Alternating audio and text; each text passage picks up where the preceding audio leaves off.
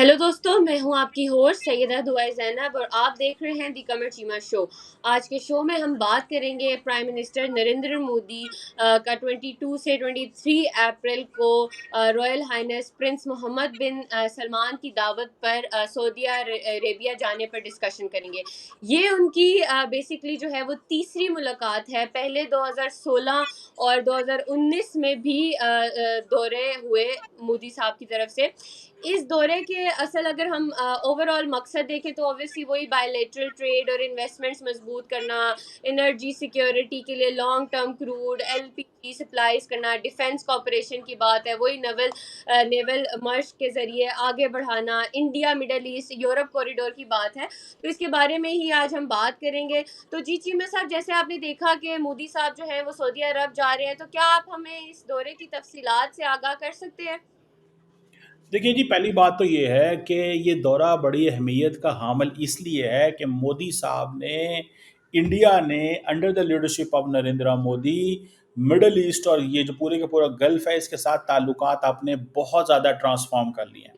अब मोहम्मद बिन सलमान, आपको याद होगा कि 2 साल पहले भारत आए थे और आए तो वो G20 पे थे, लेकिन साथ ही इंडिया ने उनको ऑफर कर दिया कि वो जो स्टेट गेस्ट के तौर पे भी रुके और बाद में फिर एक स्ट्रेटेजिक पार्टनरशिप का एग्रीमेंट भी साइन किया गया और बहुत सारी चीज़ें उसमें हुई।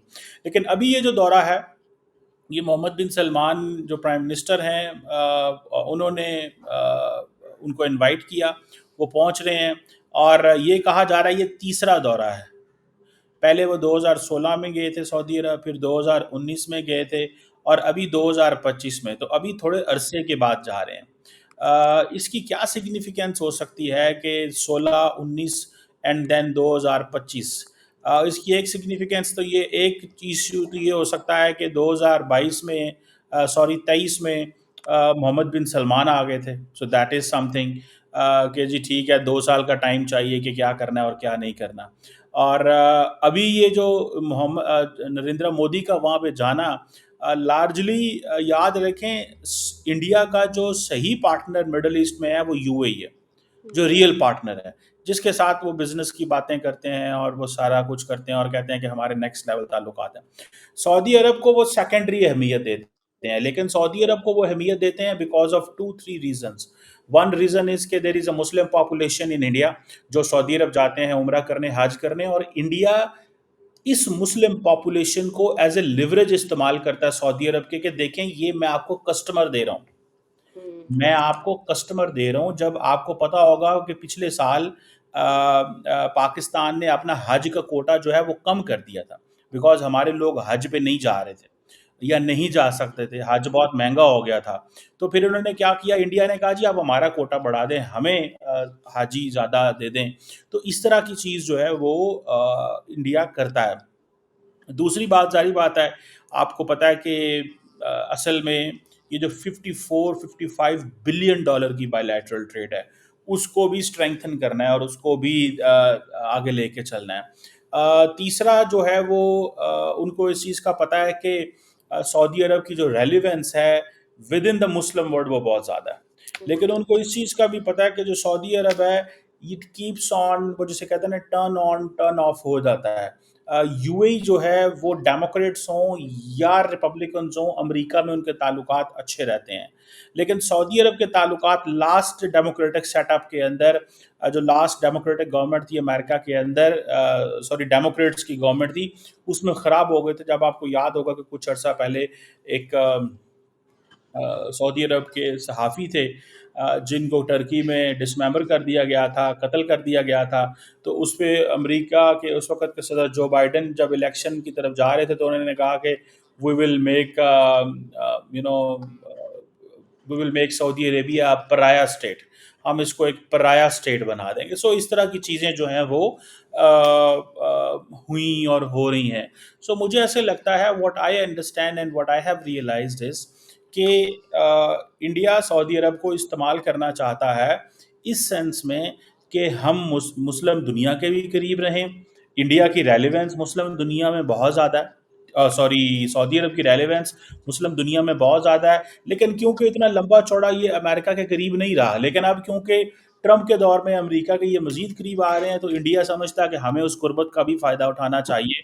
और अभी आपको लग ये रहा है कि अमेरिकी सदर डोनाल्ड ट्रंप अपना पहला दौरा जो है वो सऊदी अरब का करेंगे।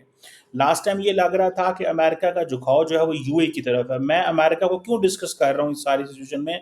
अमेरिका को इसलिए डिस्कस कर रहा हूँ बिकॉज़ इंडियंस जो हैं वो देखते हैं कि कौन-सा मुल्क अमेरिका के ज़्यादा करीब है। हम्म।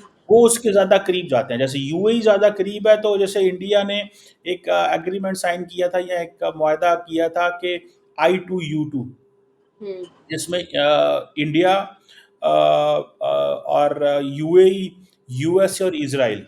तो हम्म। इंडिया जो है ना वो अपना लिंकेजेस उस मुल्क के साथ ज़्यादा अच्छे करने की कोशिश करता है, जहाँ पे वो इस तरह की चीज़ हो। सो ये एक चीज़ जो है वो नज़र आ रही थी। और दूसरा अगर आप ये भी देखें कि मोदी साहब ने मिडल ईस्ट को अपनी एक्सटेंडेड नेबरहुड भी समझते हैं। तो हम्म। वो समझते हैं कि ये जो वेस्ट एशिया है ना, ये हमारी नेबरहुड है। क्योंकि पाकिस्तान को तो वो समझते हैं ये हमारा, असल में तो हम नेबर तो हम बनते हैं ना, या यस। बांग्लादेश या ये जो नेबरहुड डिप्लोमेसी है। लेकिन वो हम्म। इसको लफ्ज़ देते हैं एक्सटेंडेड नेबरहुड।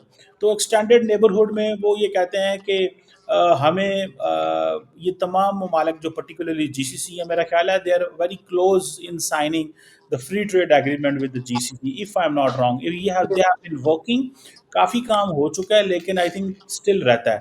तो वो हम्म। जैसे कहते हैं ना कि इंडिया अपने ताल्लुकात गल्फ ममालिक के साथ एंड सऊदी अरब के साथ इन एंगल्स के ऊपर जो है वो फैला रहा है, और अपने ताल्लुकात को लेके जा रहा है। और उनको ये समझ आ रही है कि मोहम्मद बिन सलमान की रेलेवेंस दोबारा इंटरनेशनल सिस्टम में, अमरीकी सिस्टम में बढ़ रही है। सो हमें वो ज़्यादा करीब होने की भी ज़रूरत है। और हम्म। फिर आपको पता है कि सऊदीज़ हैव प्रॉमिस्ड कि वो इंडिया के अंदर आई थिंक $100 बिलियन की इन्वेस्टमेंट करेंगे। ये उन्होंने बातें हम्म। सऊदीज़ ने की हुई हैं। तो मेरा ख़्याल है कि दे आर रियली इंटरेस्टेड कि ये किस तरह की $100 अरब की बात करेंगे, कब करेंगे, कैसे ये करेंगे। और फिर आपको इस चीज़ का भी पता है कि जो इंडिया है वो उसकी एनर्जी डिमांड्स जो हैं वो सऊदी अरब पूरी करता है। ठीक है जी। और माजी में भी इस हवाले से काफ़ी काम हुआ है, आइंदा भी वो करने जा रहे हैं। लेकिन इंडिया को अपनी एनर्जी डिमांड से गर्ज है कि हमारी एनर्जी डिमांड्स जो हैं वो पूरी हों। And at the same time India जब सऊदी अरब जाता है तो इंडिया सऊदी अरब को देखता है from an India Middle East Europe economic corridor, उस हम्म। एंगल भी देखता है। कि भाई हमने जब G20 का 2000 सितंबर 2023 में G20 का इजलास किया था, तो उस वक़्त हमने ये कॉरिडोर प्रपोज़ किया था। और और ये सारे के सारे लोग जो हैं उस वक़्त आए थे इंडिया आए थे, और उन्होंने फ़ैसला किया कि हाँ जी, हम तैयार हैं इस कॉरिडोर के हवाले से। तो इंडिया समझता है कि सऊदी अरब अगर उनका साथ दे, तो सऊदी अरब, यूएई और फिर देन बाकी जो गल्फ स्टेट्स हैं वहाँ से होते हुए Israel and then Mediterranean and then they can move on, आगे की तरफ जा सकते हैं यूरोप की तरफ मेडिटेरेनियन से। सो इंडिया मिडल इसलिए भी सऊदी अरब को अहमियत दे रहा है, और वो चाहता है कि हम हर कीमत पे सऊदी मार्केट जो है सऊदी अरब को एक्सप्लॉइट करें। और मैं आपको ये भी बताऊं कि इसमें देखें, सऊदी इंडिया की जो पॉलिसी रही है ना मिडल ईस्ट की, वो बड़ी डिफरेंट रही है हिस्ट्री के अंदर। वो पॉलिसी ये रही है कि जी पाकिस्तान जो है ना, ये ऑलरेडी बड़ा करीब है सऊदी अरब के। ठीक है जी। पाकिस्तान बहुत करीब है मिडल ईस्ट के। सो हमें मिडल ईस्ट से पीछे रहना चाहिए, ये हमारी बात नहीं मानेंगे। मोदी ने वो टैबू तोड़ा है। मोदी ने वो टैबू तोड़ा है, और वो टैबू यही है कि भाई आप जो है ना वो जाएं, हम्म। आप सऊदी अरब जाएं। और वो टैबू ये तोड़ा है कि एक तो सऊदी अरब के साथ उन्होंने कारोबार किया है। उन्होंने कहा जी हम एक बड़ी मार्केट है, हमारे पास ज़्यादा पैसा है, हम आपका तेल खरीद सकते हैं। पाकिस्तानी क्या खरीद सकते हैं? पाकिस्तानी तो जब आपके पास आते हैं वो आपसे आके रिक्वेस्ट करते हैं किस चीज़ की? आपसे कहते हैं कि हमें फ्री का तेल दे दें। हम फ्री का तेल थोड़े लेने आते हैं, हम तो तेल खरीदने आते हैं। वो फ्री का तेल लेने आते हैं, हम आप और हम तेल जो है वो खरीदने आते हैं। सो हमारा और पाकिस्तान का बड़ा फ़र्क है। सो एक तो इस चीज़ को जहन में रखें। सो मोदी ने उस गैप को ढूंढा है और उस गैप को उन्होंने फिल किया है। और जब पाकिस्तानियों को उन्होंने देखा कि जाना शुरू कर दिया है सऊदी अरब और यूएई और ख़बरों में आना शुरू हुआ। पहले क्या होता था, पहले होता था पिछली जो पुराना ओल्ड लीडरशिप हुआ करती थी, ठीक है, सऊदी अरब के अंदर या गल्फ के अंदर, तो वो चुपके चुपके पाकिस्तान की हेल्प कर दिया करते थे। हम्म। और दूसरी एक और बात भी होती थी, उस वक़्त पाकिस्तान की पॉपुलेशन इतनी नहीं होती थी। तो पॉपुलेशन ना होने की वजह से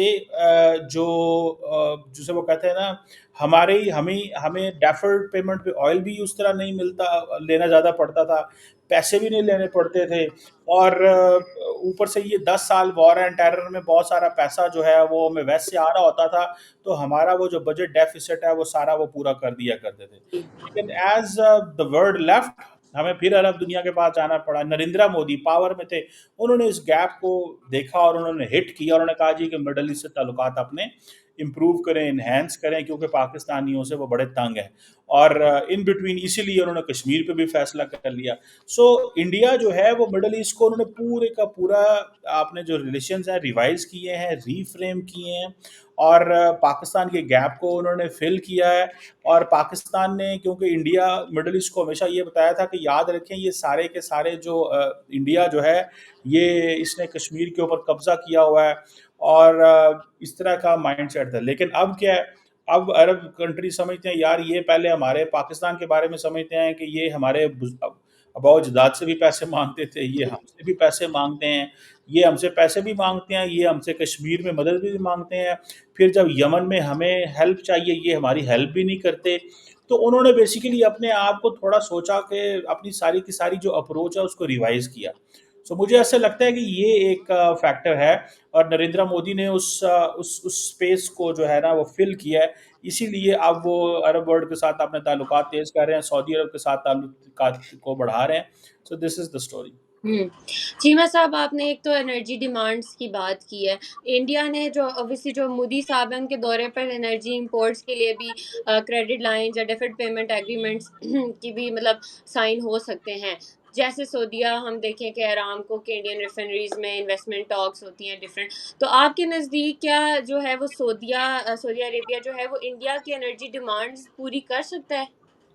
देखिए करता है, मेरा ख्याल है अभी भी शायद सबसे बड़ा एनर्जी एक्सपोर्टर सऊदी अरब ही है इंडिया का। हुँ, ठीक है हुँ। जी। लेकिन मेरा ख्याल है कि असल में दोनों मुल्कों ने एक पार्टनरशिप साइन किया, स्ट्रेटेजिक पार्टनरशिप कौंसल है दोनों की। यस। स्ट्रेटेजिक पार्टनरशिप कौंसल, ये जो हुँ, स्ट्रेटेजिक पार्टनरशिप कौंसल है ना, जिसमें समझ लें कि political security and socio cultural and जो जो जो उसके जो जो पिलर्स हैं, ठीक है जी।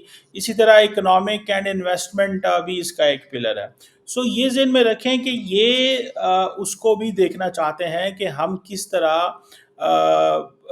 ताल्लुकात को आगे लेके चलते हैं। पर्टिकुलरली आपको पता है कि तकरीबन जब से ये कौंसिल बनी है, they have been a lot of cooperation, बहुत ज़्यादा जो कोऑपरेशन है हुँ, सबसे बड़ा है। और 11 मिनिस्ट्रियल लेवल की मीटिंग्स हो चुकी हैं Saudi government and Indian government के बीच में। और सऊदी अरब जो है वो जीसीसी की दोबारा उसकी सीट उसको मिलने वाली है, और दोबारा उसकी सदारत मिलने वाली है। तो मुझे लगता है कि शायद बहुत सारे एग्रीमेंट्स वो करवा भी सकेंगे। तो ये सऊदीज अंडरस्टैंड वन थिंग कि इंडिया इतना बड़ा है और उनको इतना ऑयल चाहिए, ठीक है जी। कहा जाता है कि मुझे याद जो मैं पढ़ रहा था कि 2023-24 के अंदर जो इंडिया की इंपोर्ट थी सऊदी अरब से, that was 31.42 hmm, billion dollar. Yes. Export जो थी वो 11 अरब डॉलर की। सो ये 45 इससे भी ज़्यादा, और सर्विसेज को डाल डूल के 50-55 अरब डॉलर की बायलैटरल ये है।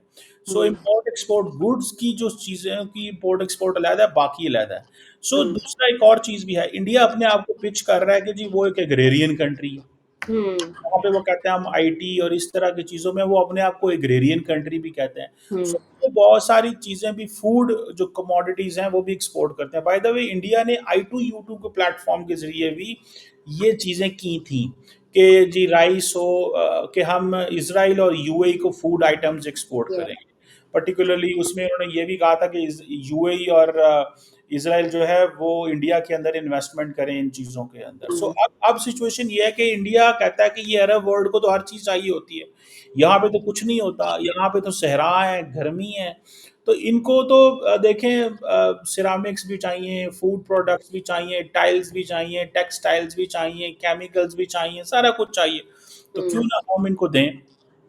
सो मुझे ऐसा लगता है कि मोदी साहब लार्जली जो बड़े पैमाने पे जो ताल्लुकात हैं, स्ट्रेटेजिक जो विजिट्स हैं, वो बेशक इतने ना हों, लेकिन निचली सतह पे बहुत सारी चीज़ें जो हैं वो हो गई। और ये जो इनकी पर्टिकुलरली ये जो है ना स्ट्रेटेजिक पार्टनरशिप कौंसिल, जो कि सऊदी अरब के और इंडिया के ताल्लुकात को आगे की तरफ लेके जाने में है, और ये दोनों मुल्कों ने 2019 में ये पार्टनरशिप साइन की हुई है, वो हम्म। मेरा ख्याल है कि ये। और फिर आपको पता है कि बड़ी तादाद में इंडियंस काम करते हैं सऊदी अरब के अंदर। हम्म।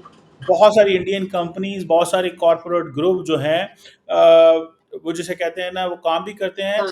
और बहुत सारे जो इंडिया के कॉरपोरेट ग्रुप्स हैं, जिसमें टाटा है, और जिसके जिसे कहते हैं एयरलाइंस, जिस तरह इंडिगो है, गो एयर है, एयर इंडिया है, स्पाइस जेट है, ये इनकी प्रेजेंस सऊदी अरब के अंदर। अच्छा, मैं एक बात बताऊं, इंडिया और पाकिस्तान में फ़र्क क्या है? हम्म। इंडिया में और पाकिस्तान में फ़र्क ये है कि पाकिस्तान की जितनी लेबर सऊदी अरब में काम करती है, उसको अब अरबी जो सऊदी जहाज़ हैं वो लेने और लेके जाने में जाते हैं। वो यानी कि हमारी जो लेबर है, जब वो सऊदी अरब जाती है तो वो पाकिस्तानी जहाज़ों पे नहीं जाती, सऊदी जहाज़ पाकिस्तान हम्म। आते हैं। हम्म। जब इंडियन लेबर बड़ी तादाद में सऊदी अरब जाती है तो फिर air India, Go Air, Indigo, spice jet, इस तरह के जो जहाज़ हैं वो उनको लेके जाते हैं। तो हम्म। इंडिया को इस चीज़ का पता है कि ये जो हमारे लोग वहाँ काम करते हैं, आपको पता है इंडिया की जो सिर्फ रेमिटेंस रेमिटेंस है, वो तकरीबन 80-90 अरब डॉलर है। ये जो हम्म। रेमिटेंस, ये जो लोग बाहर बैठे इंडिया में भेजते हैं, और उसमें से मेरा ख्याल है, if I am not wrong, half of the money comes from the middle east, या इससे ज़्यादा ही होगी। Half of the money comes from the middle east alone. ठीक है। तो वो ये समझते हैं कि हमें सऊदी अरब तो बहुत ज़्यादा, और जितनी भी चीप लेबर है, सस्ती लेबर मिलती है बांग्लादेश, पाकिस्तान, इंडिया से। हम्म। तो मुल्कों से सस्ती लेबर मिलती है, जो 2000-3000 रियाल में वहाँ पे काम करना शुरू कर देते हैं। आप वहाँ पे चले जाएं तो सफाई करने वाले यहाँ आपको इंडियन नज़र आएंगे, या पाकिस्तानी, या बंगाली, या इस तरह होता है। तो वो कहते हैं यार इनको अच्छा है, सस्ती लेबर दो। और लोग कहते हैं जी ठीक है, अगर पाकिस्तान में जो काम करना है, या इंडिया में या बांग्लादेश में करना है, तो उससे अच्छा है ना वहाँ कर लो, उधर पैसे भी ज़्यादा मिलेंगे। तो मेरा ख्याल है कि सऊदी अरब के अंदर 2.7 मिलियन इंडियंस हैं। तो आप इसी से अंदाज़ा लगा लें कि ये लोग जब आते जाते हैं, तो इंडियन अपने ही जहाज़ जो है, और फिर सऊदी अरब, आपको पता है इंडिया तकरीबन 2.25 लाख हाजी जाते हैं इंडिया से। तो आप इससे अंदाज़ा लगा लें।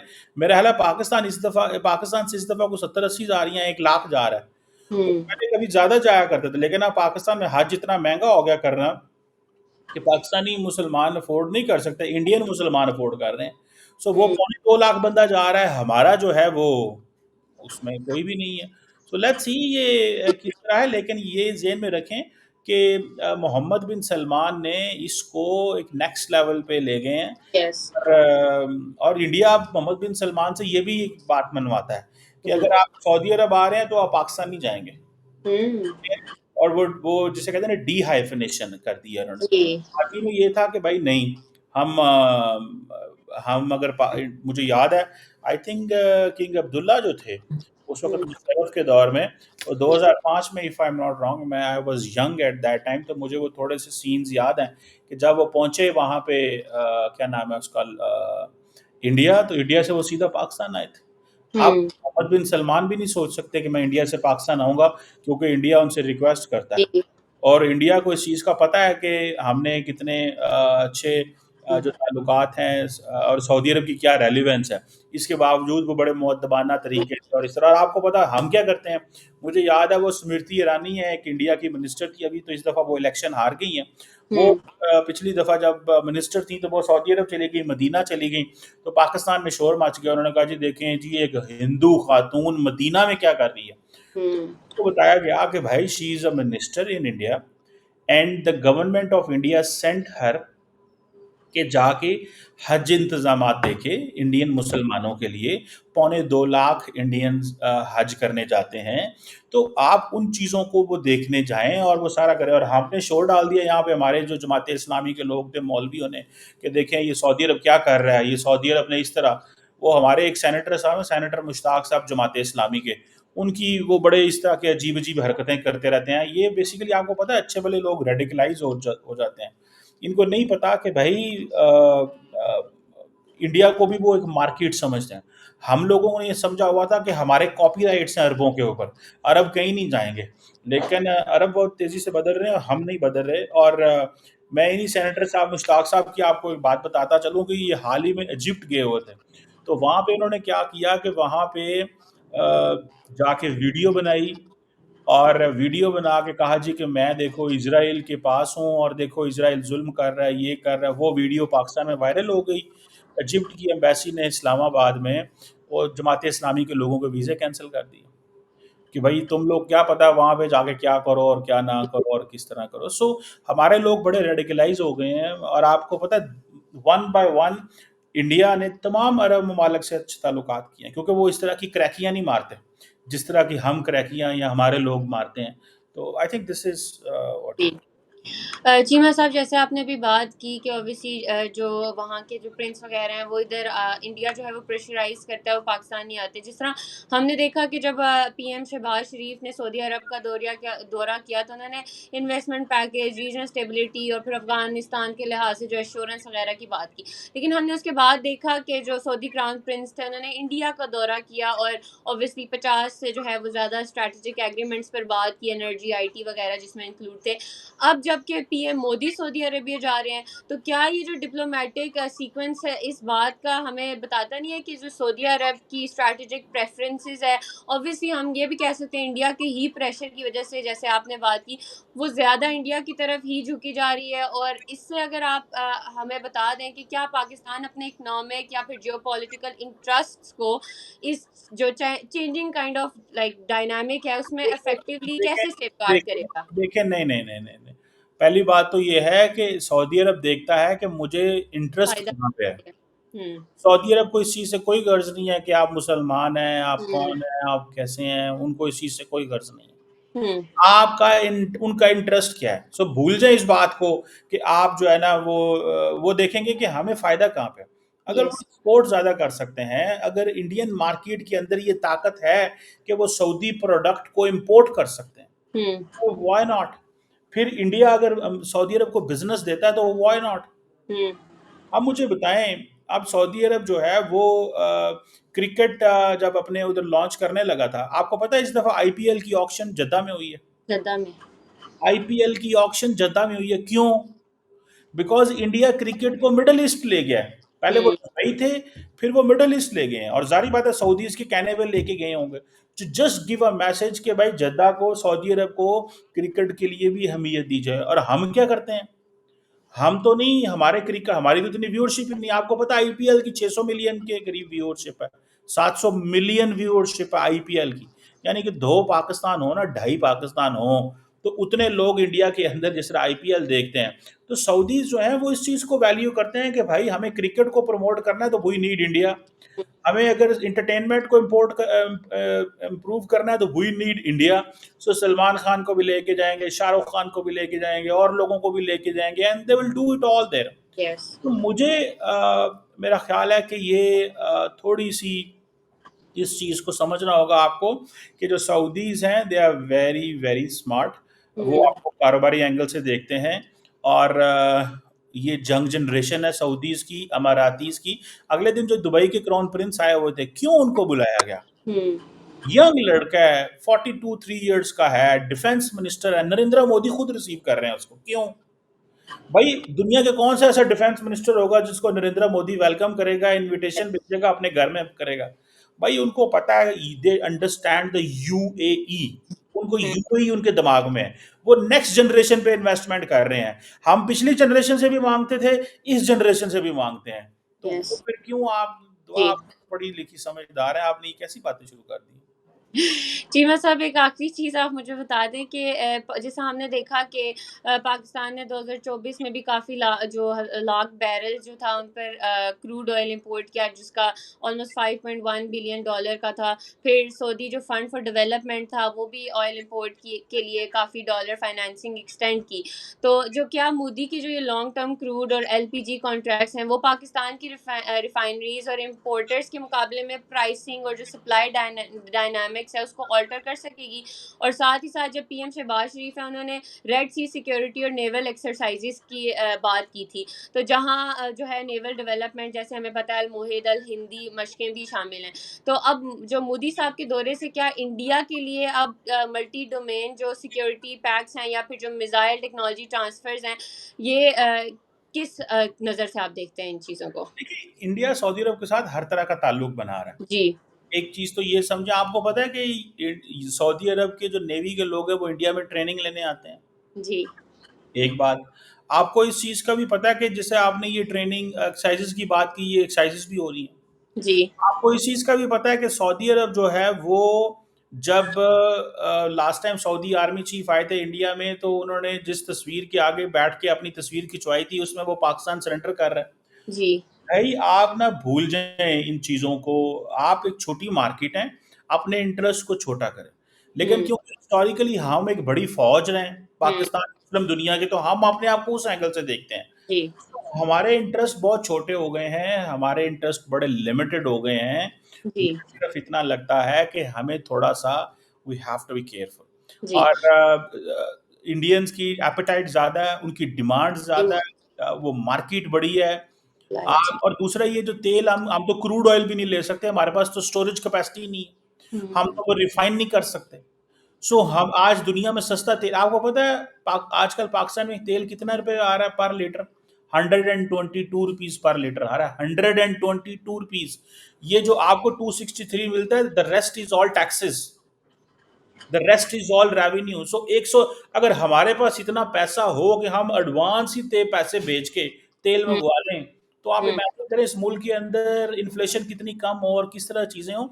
सो we hmm. Can do a lot, we can, लेकिन हमारे पास पैसे नहीं है। एंड सऊदीज भी दे दे के थक गए। आपको पता है बहुत सारा पैसा तो उनका हमारे पड़ा हुआ, फॉरेन एक्सचेंज रिजर्व जी। मेंटेन करने के लिए स्टेट बैंक में पड़ा हुआ। आईएमएफ हमसे गारंटी मांगता है कि सऊदी अरब से पैसे, सऊदी अरब से लेटर लेके आओ, यूएई से लेटर लेके आओ कि वो अपने पैसे तुम्हारे सेंट्रल बैंक में रखेंगे तो हम आपको आईएमएफ दे देंगे।